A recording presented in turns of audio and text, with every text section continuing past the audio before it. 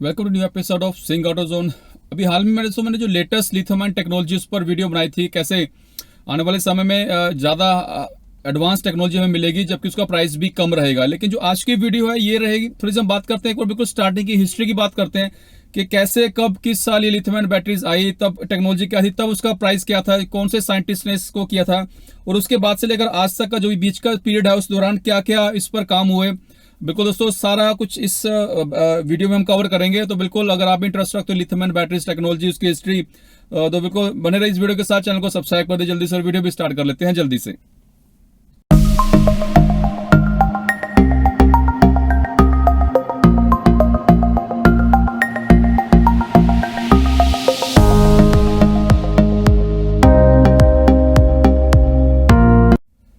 दोस्तों हम बात कर रहे हैं बिल्कुल लिथियम आयन बैटरीज की, जो बिल्कुल टेक्नोलॉजी कब शुरू हुई, कैसे शुरू हुई, इससे बात करेंगे।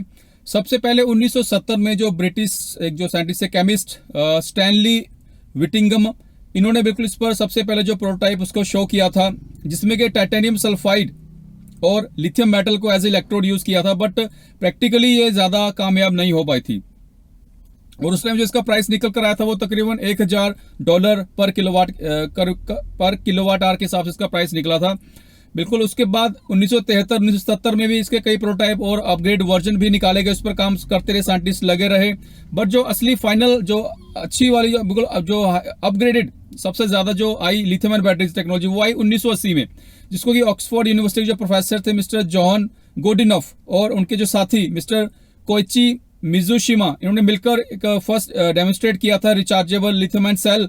उसका जो वोल्टेज था तकरीबन 4 वोल्ट उसका वोल्टेज सेटअप था और इसमें lithium cobalt oxide as a positive electrode and lithium metal as a negative electrode इसको यूज किया था। बिल्कुल जो कि सीधे से कह सकते हैं कि जो मिस्टर जॉन गुडमैन है, गुड इनफ, ये इसको जो आज की लेटेस्ट जो टेक्नोलॉजी है उस पर जो काम करने वाले वो यही थे। तो इनको हम सीधी सी बात है जो लेटेस्ट टेक्नोलॉजी का जो लिथियम आयन बैटरीज का जो जनक है, जो करता धरता है, हम इन्हीं को कह सकते हैं, मिस्टर जॉन गुड इनफ। उसके बाद 1985 के आसपास इसकी जो इंडस्ट्रियल यूज है उस पर की प्रोडक्शन शुरू हो गई थी इन बैटरीज की। बट जो पहली mass scale lithium ion batteries बनाई थी वो थी सोनी कंपनी। बिल्कुल दोस्तों 1951 में ही इन्होंने अपना प्लांट लगा दिया था, मास स्केल पर बैटरीज बनाएगी। बट ये सब छोटे साइज की, तो जनरली स्मार्टफोन, लैपटॉप, इन सब या और डिजिटल कैमराज वगैरह इन सब में ज्यादा इसका इस्तेमाल होता था, बड़ी बैटरीज वो नहीं थी। बट 1996 में दोबारा से जो आजकल जो आज जो लेटेस्ट टेक्नोलॉजी चल रही है लिथियम आयरन फॉस्फेट, उस पर भी दोबारा जो सबसे पहले जो उसको डेमोन्स्ट्रेट किया था वो थे मिस्टर जॉन गुड इनफ। 1996 में इस पर उन्होंने इस बैटरी को शो किया था दुनिया के सामने। इसके अलावा 2004 में मिस्टर चियांग थे चाइना के, उन्होंने इस लिथियम आयन फॉस्फेट बैटरी को और ज्यादा इसकी परफॉर्मेंस को बढ़ाया था। बट बाद में चलकर इन दोनों का, मिस्टर चियांग और गॉड इनफ का, जो पेटेंट के लिए आपस में इनका केस चल रहा है, आई थिंक आज भी वो केस चल रहा है।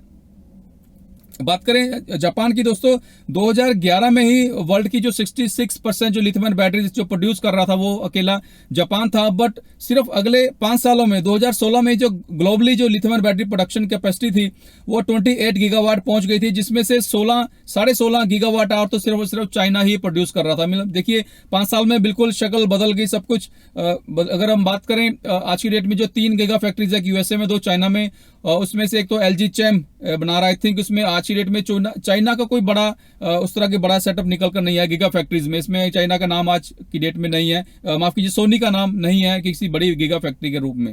बिल्कुल स्टार्टिंग किया था बट उस हिसाब से उस चीज को एक्सपेंड नहीं कर पाई। खैर हम बात करें जो मोस्ट सबसे ज्यादा फेमस पॉपुलर साइज है लिथियम आयन बैटरीज का, उसका नेम रहता है 18650 यानी कि 18650। एक सिलेंड्रिकल शेप के सेल रहते हैं जिसको सबसे ज्यादा वर्ल्ड वाइड पसंद किया जाता है, स्पेशली इलेक्ट्रिकल व्हीकल्स के मामले में।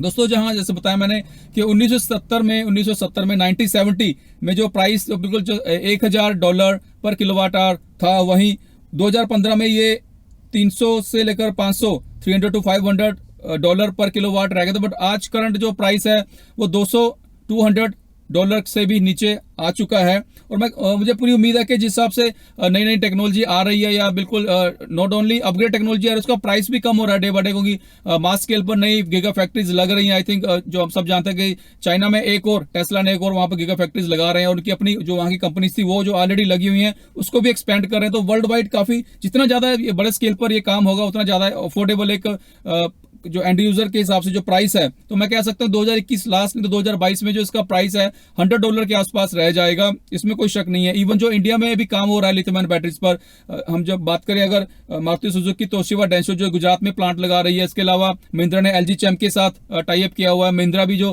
भारत की एक रिसर्च लेबोरेटरी है उसके साथ मिलकर वो भी प्लांट लगा रही है। तो 2020 में अगले साल ही जो बिल्कुल जो अगर ये मेड इन इंडिया बैटरीज आ जाएंगी, उनका प्राइस भी तकरीबन अभी 15,000 अगर इंडियन रुपीज में बात करें तो 15,000 पर किलोवाट के हिसाब से भी नीचे इनका प्राइस आने वाला है इंडिया में। ग्लोबली तो इसका प्राइस कम ही हो रहा है।